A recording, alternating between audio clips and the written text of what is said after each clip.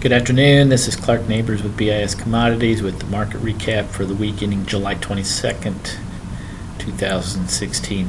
Very rough week commodity-wise in most of the ags this week. Is corn reaching, again, new contract lows, levels going back to the fall of 2014. Soybeans seeing its worst break, going back to levels we haven't seen since April. Wheat, again, during the week making new contract lows, which go back to 2006. And for what it's worth, hog and cattle both had contract lows also this week.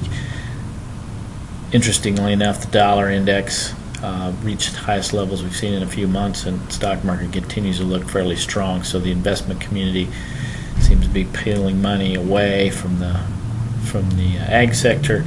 It shows up in the commitment to trades report that came out this afternoon, as funds are net short now about 13,000 contracts of corn, or at record short positions in wheat of 116,000 contracts. Beans still long, 137,000 contracts. Now this is of the past Tuesday with the recent 2-3 day break. In the beans, I'm sure that position has been whittled down, but it looks like the funds are still long, not only the beans but the meal. For the week, corn down 15 cents since the high last Thursday. Corn's down 40. Soybeans for the week down 69 cents and down $1.40 from the high last Thursday.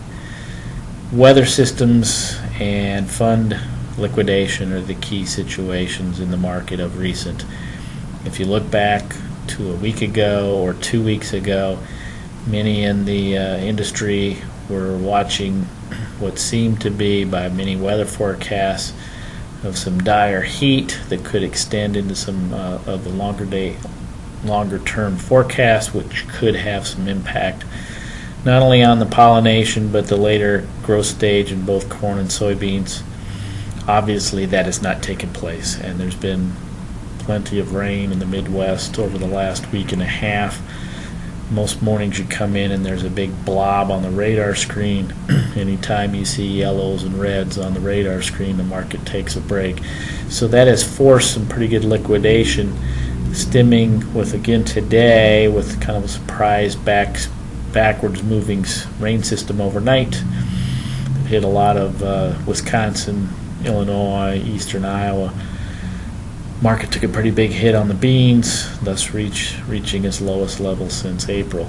Beans kind of important. Many in the technical side, we're looking at 10.20 to be good support, and once November beans took out 10.20, it's been down hard since that time frame, which could inevitably be showing some resistance by the funds to continue with their length.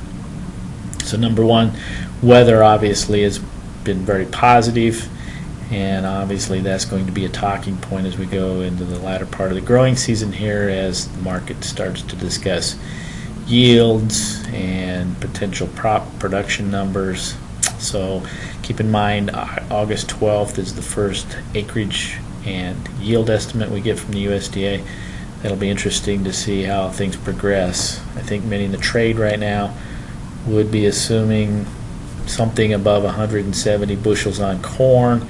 Keep in mind the record from 2014 was 171. This break in the markets also created a little widening in new crop corn spreads. We've lost some of the inversion in new crop bean spreads. Basis continues to be very firm, especially in the old crop, led mainly by the corn market. We do have a good export program on corn right now. End users seem to have okay coverage for the next 30 days, but I think extending it's limited. In talking to many commercial elevators, there's very little new crop corn that has been sold up to this point by the producer. So basis continues to be firm, even with the potential of a large crop. With this break in the market, the farmer has been very quiet in his grain marketing since about the 4th of July. So this stronger basis is interesting.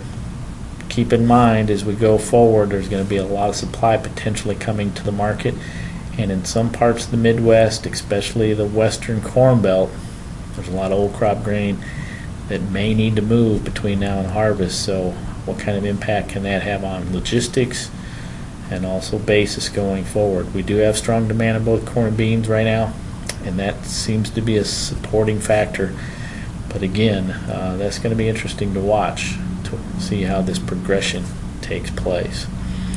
Protein market, hogs, like I mentioned earlier, making new contract lows. Cattle reached new contract lows yesterday. Did have a little bounce today. Cattle on feed report out this afternoon was fairly neutral, other than the placement number was a little smaller than what the trade was looking for. Thus, that may be a little positive the cattle market early next week. Keep in mind, as we get towards the end of July, we're getting towards the tail end of the growing season.